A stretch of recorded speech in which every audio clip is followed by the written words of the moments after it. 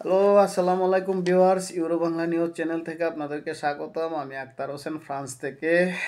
তো দীর্ঘ অনেক দিন পর আজকে আপনাদের সামনে হাজির হলাম কিছু বিষয় তথ্য শেয়ার করার জন্য। তা বিগত অনেক দিন যাবত আমি কোনো কন্টেন্ট তৈরি করতে পারি নাই, আপনাদেরকে কোনো তথ্য দিতে পারি নাই, কারণ আমার ওকতিয়াব চলে আসছিল, যেটা শক্তি লেটার আর কি।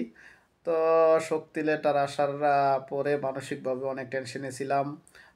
পাশাপাশি কাজ করতে হয়েছে, আপনার ট্রাইব্যুনালে দৌড়াদৌড়ি করতে হয়েছে। তো মোটামুটি অনেক ঝামেলার মধ্যে ছিলাম, যার জন্য আপনাদেরকে কোনো তথ্য দিতে পারি নাই। তো দীর্ঘদিন পরে উকতিয়াব আসার পরে একটা খুশি নিউজও আছে। আমি একটা এখানে অস্থায়ী বসবাসের একটা অনুমতি পাইছি, যেটা রিসিবিসি আর কি।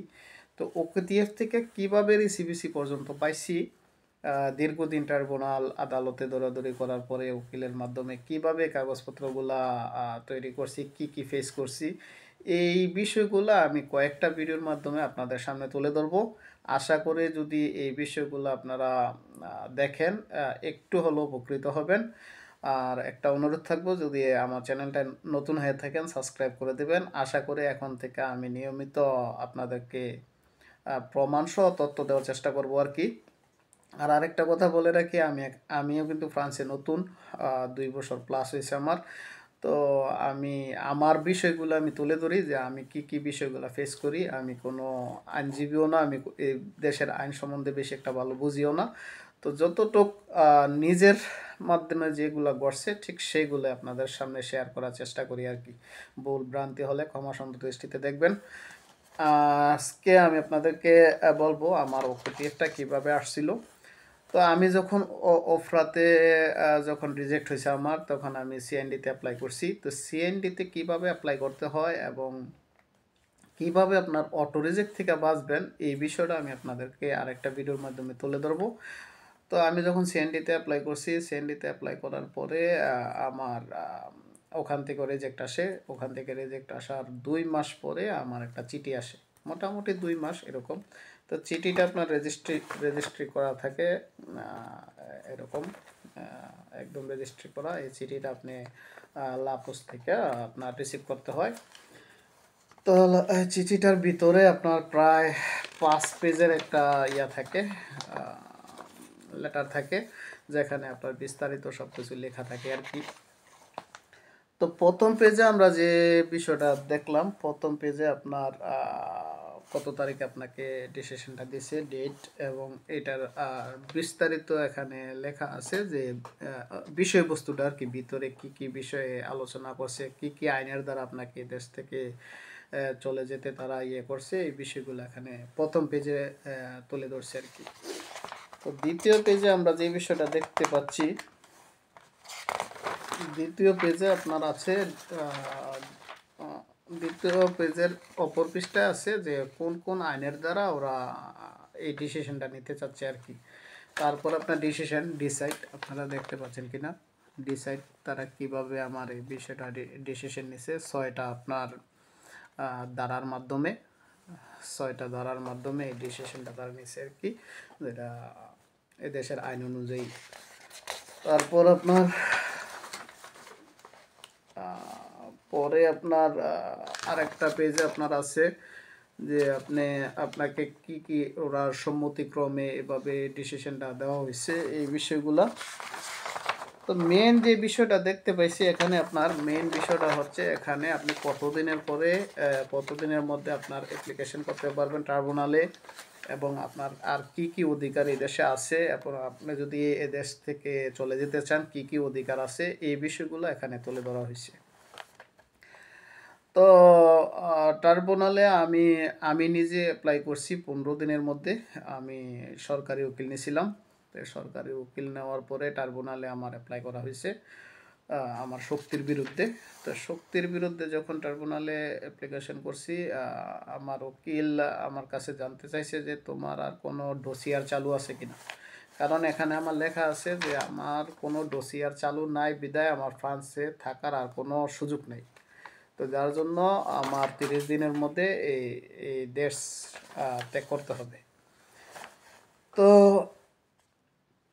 আমি আপনার যখন সিএনডি থেকে রিজেক্ট আসছে এর আগেই আমি অসুস্থ ছিলাম। তা আমি মালাদের অ্যাপ্লিকেশন করে রাখছিলাম। তা আমি বলছি যে আমার মালাদ অ্যাপ্লিকেশন করা আছে, আমার ওখানে একটা ডোসিয়ার চলতেছে। তো আমার উকিল ওই ডোসিয়ারগুলাই চাইলো, আমি ওই ডোসিয়ারগুলো দেওয়ার পরে ওই ডোসিয়ারের মাধ্যমে আপনার ট্রাইব্যুনালে অ্যাপ্লাই করছি। তো আমি মালাদের বিষয়টা কিভাবে অ্যাপ্লাই করছি এটা অন্য আরেকটা ভিডিওতে বলবো, কারণ এই ভিডিওটা অনেক লম্বা হয়ে যাবো গা। তো ওকেটিএফ আসার পরে আমি 15 দিন পরে অ্যাপ্লাই করছি। যদি এখানে লেখা আছে 1 মাসের মধ্যে আপনি অ্যাপ্লাইটা করতে পারবেন, তবে এটা যত দ্রুত করে ফেলবেন ততই ভালো। আপনি চাইলে নিজস্ব উকিলও নিতে পারেন, অথবা আপনি যদি চান যে সরকারি উকিল দিয়ে করাবেন তাও পারবেন। আমি নিজে সরকারি উকিল নিয়ে কাজটা করাইছি, তবে খুব ভালো। আমি ট্রাইব্যুনালে আমার পক্ষে রায় পেয়েছিলাম। তো আমার পক্ষে কিভাবে রায় এসছে এই বিষয়গুলা স্টেপ বাই স্টেপ তুলে ধরবো আপনাদের কাছে। তো আজকে ওকেপিএফ নিয়েই শুধু কথা বলবো। ওকেপিএফ আসার পরে আপনি 15 দিনের যত দ্রুত সম্ভব 1 মাসের ভিতরে আপনি অ্যাপ্লিকেশনটা করে ফেলবেন। করে ফেলার পরে আপনি যে দেশের হন ঠিক সেই দেশের ভাষায় তারা আপনাকে একটা লেটার দেবে। সে দেশের ভাষায় আপনাকে, আমি বাংলাদেশি, আমার বাংলা ভাষায় একটা লেটার আসে এরকম। তো এখানে লেখা আছে আপনি ওকেটিএ পাওয়ার পরে আপনি যদি দেশে চলে যেতে চান, আপনার আর কি কি সহযোগিতা আপনি তাদের কাছ থেকে পাবেন। তো এখানে বাংলা যে জিনিসটা লেখা আছে, আমার আশ্রয় আবেদনটি নিশ্চিতভাবে নাকচ করা হয়েছে। তো অথবা আমি অনিয়মিত পরিস্থিতিতে আছি, আমাকে ফরাসি ভূখণ্ড ত্যাগ করতে হবে। ওকেটিএফ স্বেচ্ছায় ফেরতের আবেদন, আমার আবেদনটি তুলে নিতে চাই।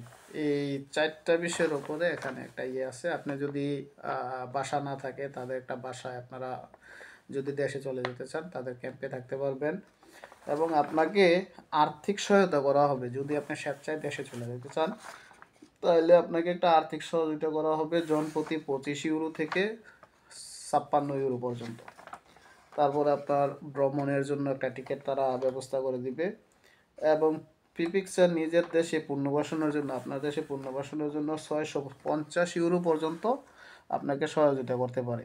তৃতীয় দেশের নাগরিকের জন্য 300 ইউরো ভিসা থেকে অব্যাহত ব্যক্তির জন্য। তো এখানে লেখা আছে আপনি কিভাবে এই আবেদনটা করবেন যদি আপনি স্বেচ্ছায় চলে যেতে চান।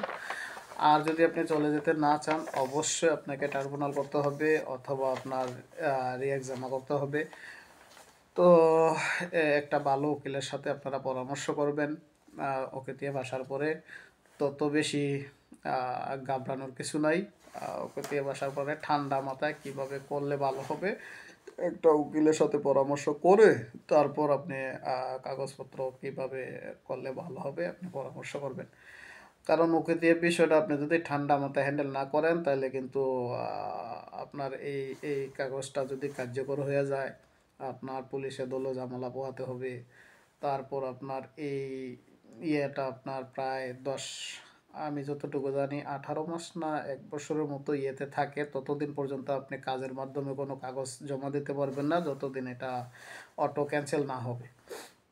তো অনেক ঝামেলা, যার জন্য আপনার ট্রাইব্যুনাল বা রিএক্ট জমা করাই উচিত। এটার বিরুদ্ধে আপনার ওকেটিএফটা যেভাবে ক্যান্সেল করাতে হবে। তো এই বিষয়ে আপনারা অবশ্যই পরামর্শ করবেন, এবং ওকেটিএফ আসার সাথে সাথে যত দ্রুত সম্ভব এটার অ্যাপ্লিকেশন করে ফেলবেন আর কি। খুব ঠান্ডা মাথায় এটা করবেন। তবে কারো যদি কোনো তথ্য জানার থাকে যে ভাই আপনারটা কিভাবে করছেন, আমাকে ফোন দিয়েন, আমার বিষয়টা আমি তুলে ধরবো আর কি। আমিও ট্রাইব্যুনাল থেকে আমার পক্ষে রায় পেয়েছিলাম। তো যদি আপনারা জানতে চান কমেন্ট করতে পারেন, অথবা আমাদের সরাসরি ফোন দিলেও আমি আপনার এই বিষয়টা তুলে ধরতে পারবো। তবে আমি শুধু সোমবার দিন ফ্রি থাকি, বাকি 6 দিন আমি কাজ করি আর কি। তো আজকে এই পর্যন্তই।